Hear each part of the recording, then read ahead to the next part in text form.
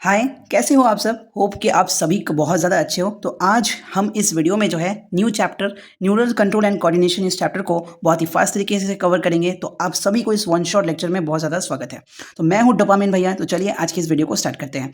सबसे पहले हम जान लेते हैं कि कोऑर्डिनेशन का मतलब क्या होता है। जब हमारी बॉडी में दो या दो से ज़्यादा ऑर्गन या ऑर्गन सिस्टम जो है एक सिंक्रोनाइज्ड या जो है टर्न बाय टर्न फैशन में काम करते हैं और किसी भी एक्टिविटी को परफॉर्म करते हैं, उसे हम कहेंगे कोऑर्डिनेशन। जैसे कि आप सब जब कभी डांस करते हो या ग्रुप सॉन्ग करते हो तो तब जो है आप एक दूसरे के साथ कोऑर्डिनेट करते हो, यानी कि एक साथ ताल मिला के काम करना चाहते हो, तो उसे हम कहेंगे कोऑर्डिनेशन। अब हमारी बॉडी में कोऑर्डिनेशन जो होता है वो दो तरीके से होता है, एक न्यूरल सिस्टम की हेल्प से और एक एंडोक्राइन सिस्टम की हेल्प से।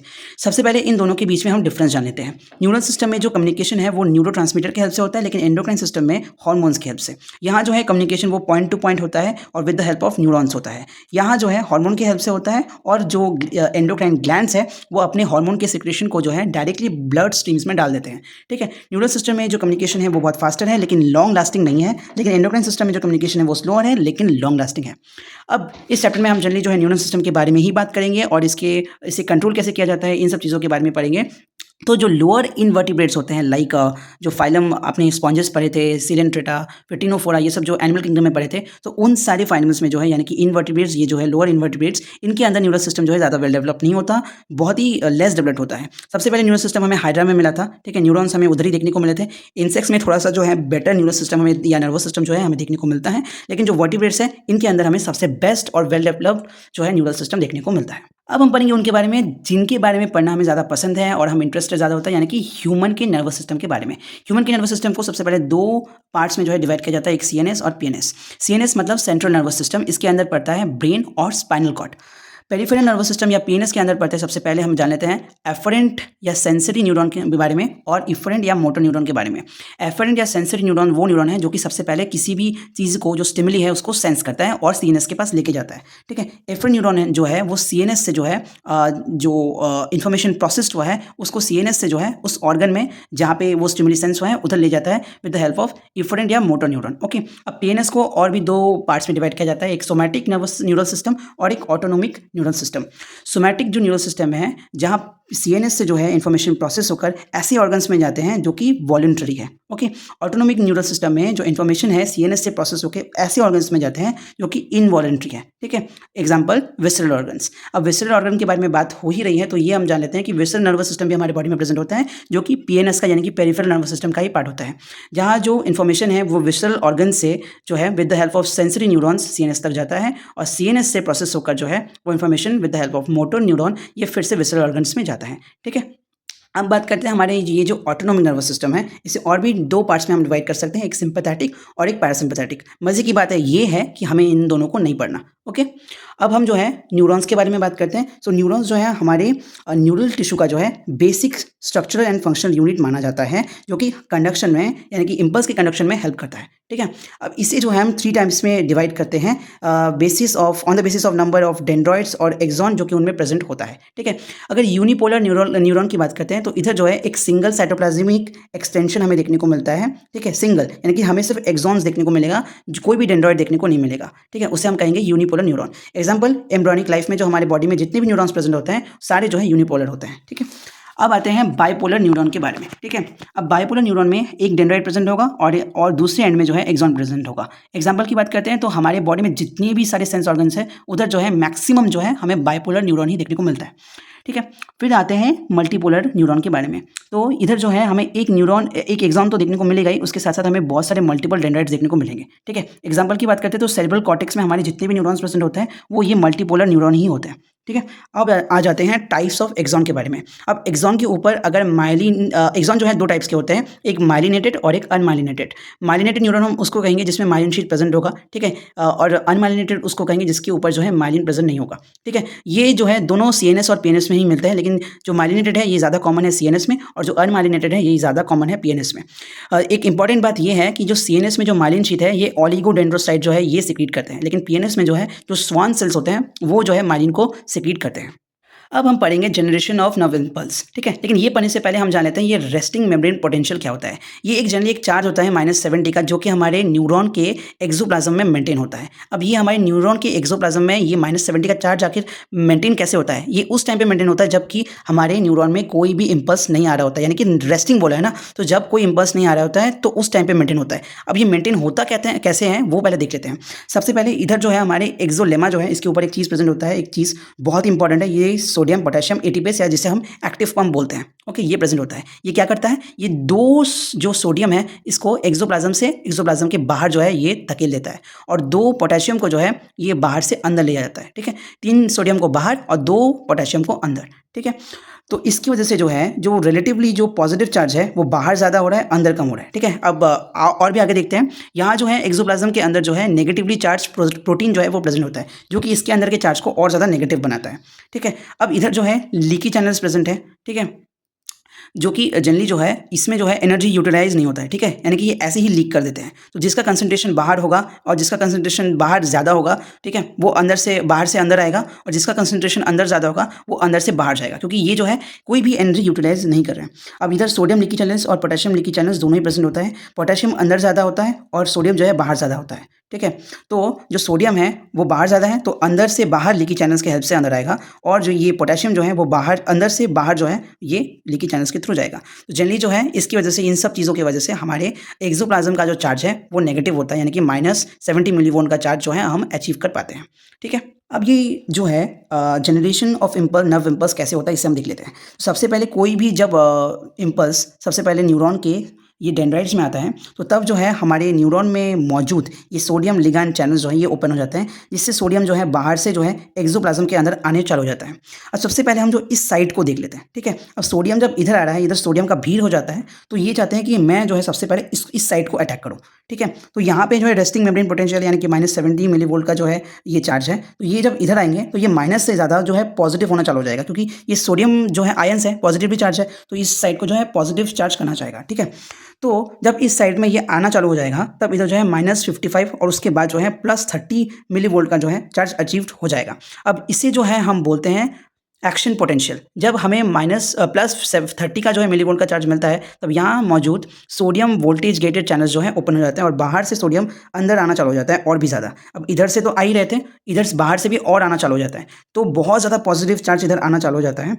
और जब भी +30 यानी कि +30 जब अटेंड होता है, तब ये वो सोडियम वोल्टेज गेटेड चैनल जो है बंद हो जाता है। सो सॉरी, ये जब भी हमें +30 मिलीवोल्ट का चार्ज अचीव होता है, तब जो है सोडियम वोल्टेज गेटेड चैनल्स जो है ये क्लोज हो जाते हैं, और जो पोटेशियम वोल्टेज गेटेड चैनल्स होते हैं ये ओपन हो जाते हैं, ठीक है। अब पोटेशियम जो है अंदर ज़्यादा है, बाहर कम है, तो अंदर से बाहर जाना चालू हो जाता है पोटेशियम, तो रिलेटिवली माइनस तो जो पॉजिटिव चार्ज अचीव हुआ था वो -70 यानी रेस्टिंग मेम्ब्रेन पोटेंशियल में आ जाता है। लेकिन और एक इंपॉर्टेंट बात, ये जो एक्सोलेमा है ये सोडियम के लिए ज़्यादा जो है लीकी है, यानी कि सोडियम जो है इससे इजीली पास हो सकता है, ठीक है, कंपैरेटिवली टू सोडियम, ठीक है। पोटेशियम बहुत इजीली इससे पास हो सकता है, ओके।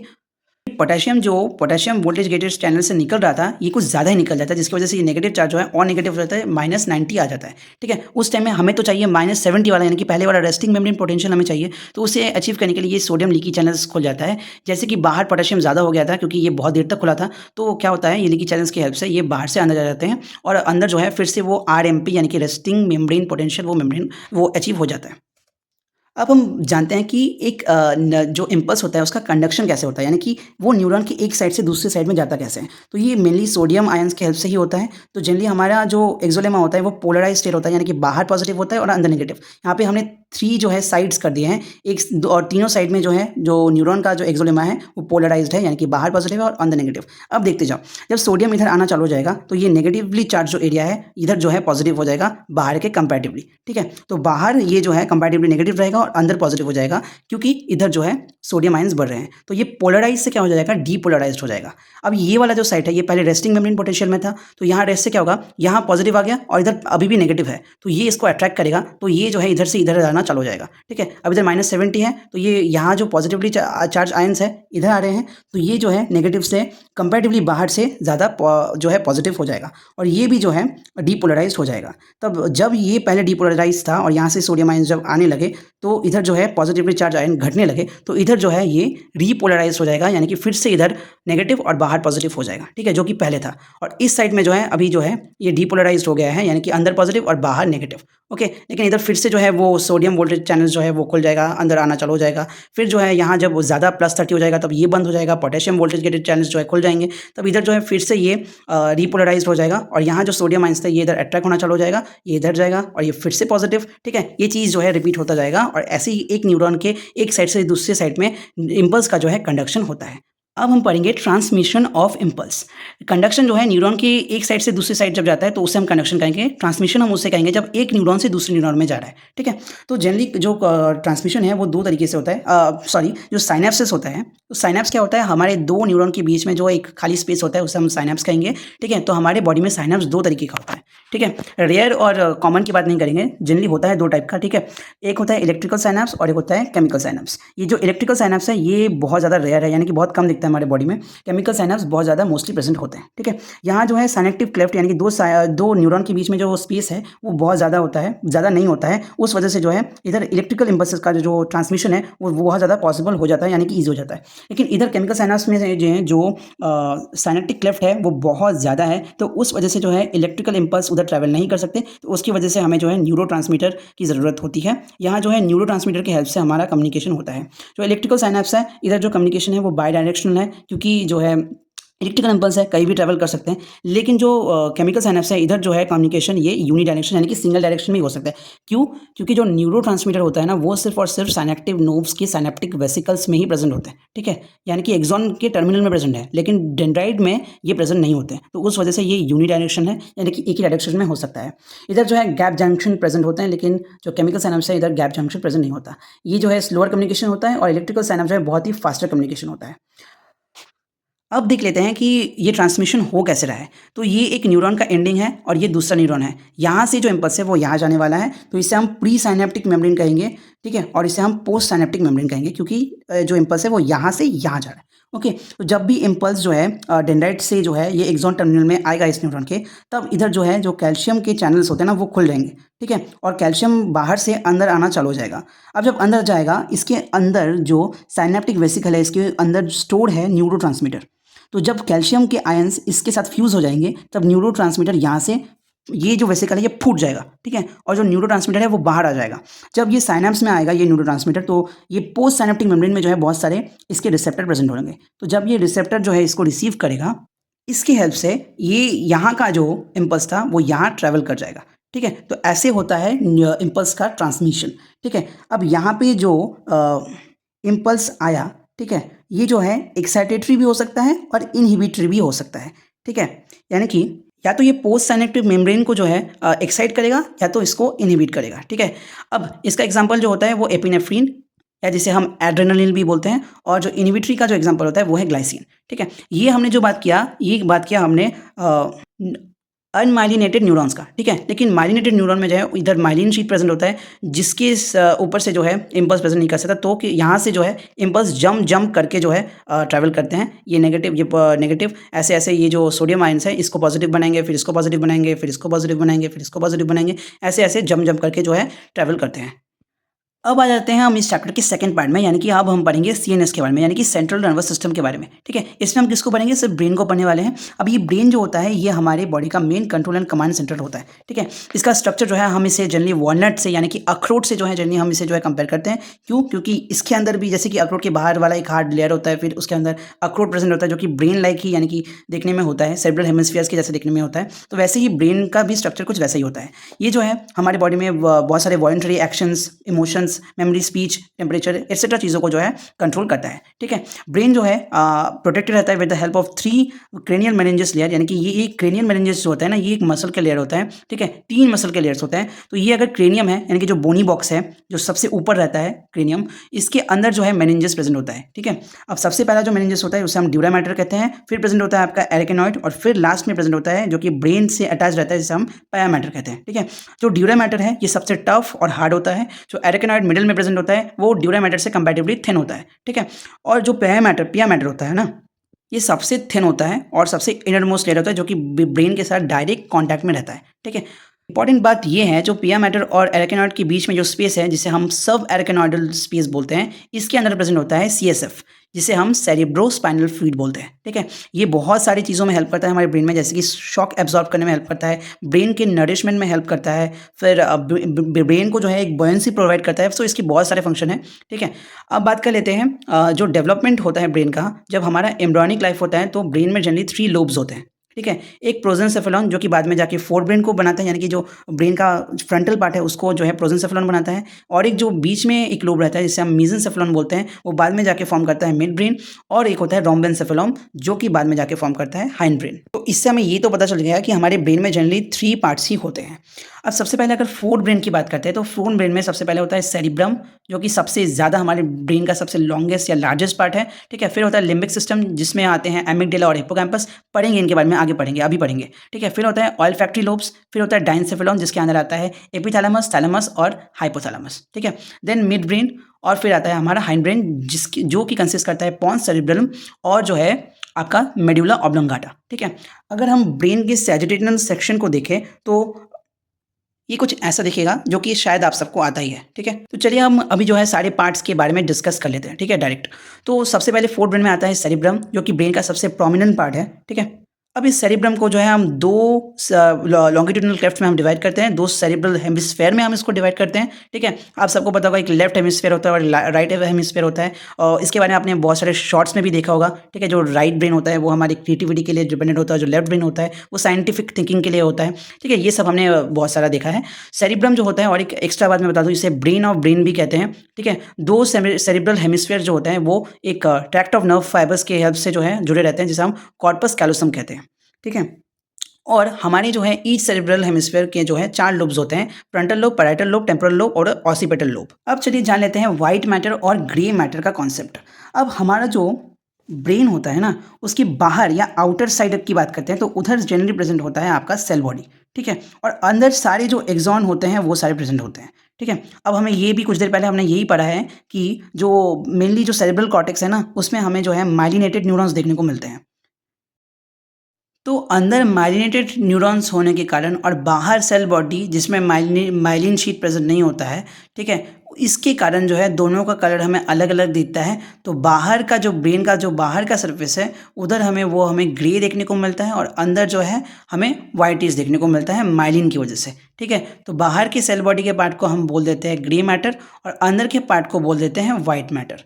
ओके, अब जो स्पाइनल कॉर्ड है उसमें इसका उल्टा होता है। स्पाइनल कॉर्ड में जो अंदर वाला पार्ट होता है वो ग्रे होता है, और बाहर वाला पार्ट जो है वो वाइट होता है। ठीक है, अब ये जो सेरिब्रम होता है इसकी 3 एरियाज होता है। एक सेंसरी एरियाज जो कि सेंसरी इम्पल्स को जो है ले आता है, एक मोटर एरिया जो कि मोटर इन्फॉर्मेशन को जो है पास करता है, और एक होता है एसोसिएशन एरिया जो कि सबसे लार्जेस्ट एरिया होता है, जो कि मेमोरी, कम्युनिकेशन और जो है इंटरसेंसरी फंक्शन के लिए डिपेंडेंट है और उसमें हेल्प करता है। ओके, अब लिम्बिक सिस्टम की बात करते हैं, इसके बारे में ज़्यादा डिस्कस नहीं किया गया है। एक होता है हिप्पोकैम्पस जो कि हमारे शॉर्ट टर्म मेमोरी को लॉन्ग टर्म मेमोरी में कन्वर्ट करता है। हिप्पोकैम्पस जो है, एक चीज़ मैं बता दूं, ये जो है हम जब सोए हुए रहते हो ना तो सबसे ज़्यादा काम तभी करता है। ओके, और एक होता है एमिगडाला जो कि आमंड शेप का होता है, और ये जो है एंगर, रेग या जो सेक्सुअल अर्ज जो होता है उसकी वजह से जो इन सब चीज़ों को जो है ये कंट्रोल करता है। ठीक है, अब बात करते हैं डाइनसेफेलॉन के बारे में। डाइनसेफेलॉन में हमें 2 ही चीज़ें पढ़ना है, एक हाइपोथैलेमस और एक थैलेमस। तो ये हाइपोथैलेमस जो है हमारे न्यूरल और एंडोक्राइन सिस्टम के बीच में कनेक्शन बनाता है। ठीक है, इसके अंदर जो है बहुत सारे न्यूरॉन्स होते हैं जिसे हम न्यूरोसिक्रेटरी जो है सेल्स बोलते हैं, जो कि बहुत सारे हार्मोन्स को सीक्रेट करते हैं, जो किन किन चीज़ों में हेल्प करता है। सैटिस्फैक्शन यानी कि आपके जो हंगर है वो फुलफिलनेस जो है कि हमने अभी खाना खाया, अभी और खाने की ज़रूरत नहीं है, उन सब चीज़ों को यही कंट्रोल करता है। फिर जो है आपका रिप्रोडक्शन रिलेटेड चीज़ें, फिर ग्रोथ, फिर आपका जो है बॉडी का टेम्परेचर जिसे हम थर्मोरेगुलेशन कहते हैं, और जो है वेरियस ह्यूमन इमोशन को भी ये जो है हैंडल करता है, जिसकी वजह से हम हाइपोथैलेमस को इमोशनल ब्रेन भी कहते हैं। ठीक है, ये सबसे इंपॉर्टेंट बात है कि हाइपोथैलेमस को हम इमोशनल ब्रेन भी कहते हैं। अब थैलेमस के बारे में पढ़ लेते हैं, जिसे हम रिले सेंटर भी बोलते हैं। इसके बारे में ज़्यादा नहीं पढ़ना। जो सेरिब्रम होता है ना वो इसके आजू बाजू में ही रैप करता है, इसके अराउंड ही रैप करता है। ठीक है, और जितने भी इंफॉर्मेशन जो है वो सेरिब्रम में जाते हैं वो थैलेमस से होके ही जाते हैं। ठीक है, अब हम बात करते हैं मिड ब्रेन के बारे में। मिड ब्रेन के बारे में भी हमें ज़्यादा कुछ नहीं पढ़ना। ओके, अब ये जो मिड ब्रेन होता है ना, ये हमारे डाइंसेफेलॉन के थैलेमस, हाइपोथैलेमस और जो है पॉन्स रीजन के बीच में प्रेजेंट होता है, ठीक है। और इसके जो है डॉर्सल साइड में 4 स्वेलिंग्स होते हैं जिसे हम कॉर्पोरा क्वाड्रिजेमिना भी बोलते हैं, ठीक है। और जो डॉर्सल सरफेस है उसके पीछे जो है एक डक्ट प्रेजेंट होता है जिसे हम सेरिब्रल डक्ट बोलते हैं। इतना ही पढ़ना है मिड ब्रेन के बारे में, ज़्यादा नहीं पढ़ना। हाइंड ब्रेन के बारे में बहुत डिटेल में पढ़ना है, तो हाइंड ब्रेन के बारे में पढ़ लेते हैं। सबसे पहला पार्ट होता है हमारा पॉन्स, जो कि ब्रेन के दूसरे रीजन्स और इसके बीच में एक जो है एक ब्रिज का काम करता है, ठीक है। और जो है हमारे रेस्पिरेशन को कंट्रोल करता है, क्योंकि हमने ब्रीदिंग एंड एक्सचेंज गैसेस में पढ़ा था कि इसमें ये जो है न्यूमोटैक्सिक सेंटर को जो है कंट्रोल करता है, ठीक है।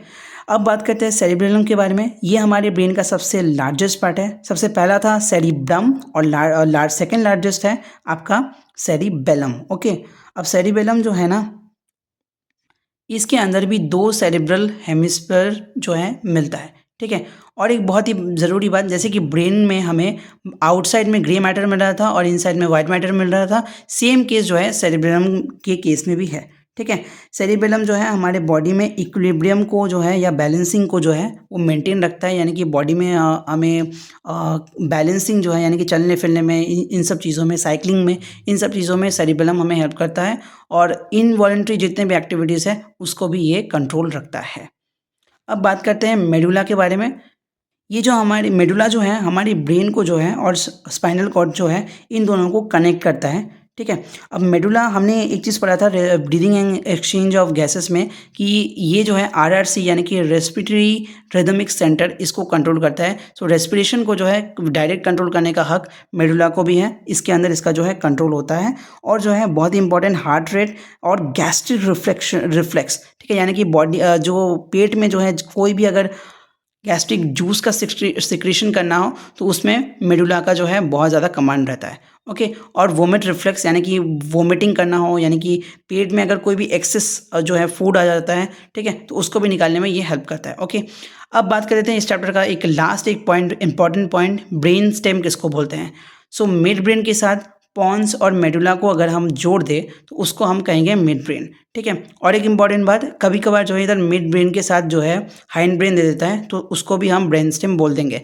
लेकिन अगर आता है एक ऑप्शन में midbrain plus pons plus medulla और एक ऑप्शन में आता है midbrain plus hindbrain, तो सबसे ज़्यादा करेक्ट हम इसको ही कहेंगे, ठीक है। तो ये था आपका chapter neural control and coordination. So जिसको मैंने एक 1 शॉट लेक्चर में मैंने सारी चीज़ें जो है वो मैंने सिंपली आप लोगों को बता दिया। तो होप आपको ये वीडियो अच्छा लगा हो, ठीक है। मिलते हैं एक नए वीडियो में किसी नए चैप्टर में। Thank you for watching.